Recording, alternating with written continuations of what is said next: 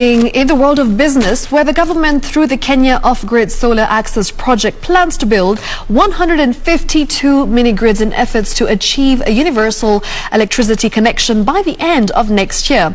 Now, the Energy and Petroleum Regulatory Authority Director General Daniel Kipto Bargoria has said that this will be achieved by reviewing the off-grid regulations and private sector participation.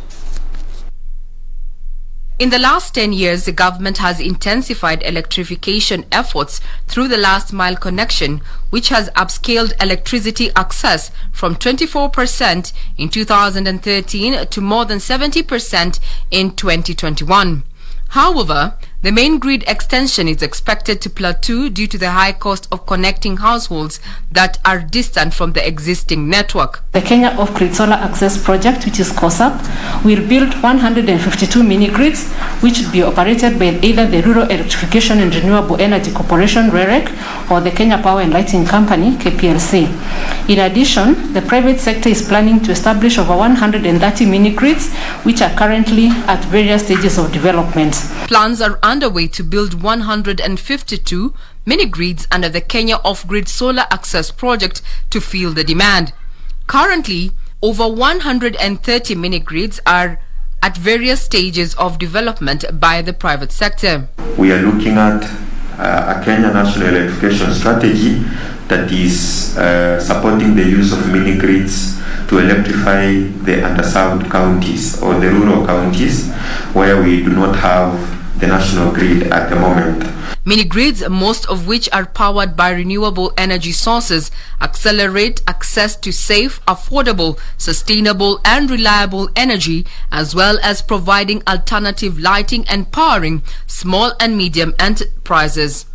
The Energy and Petroleum Regulatory Authority is urging energy stakeholders to familiarize themselves with the draft energy mini-grid regulations to facilitate alternative electricity access in the country.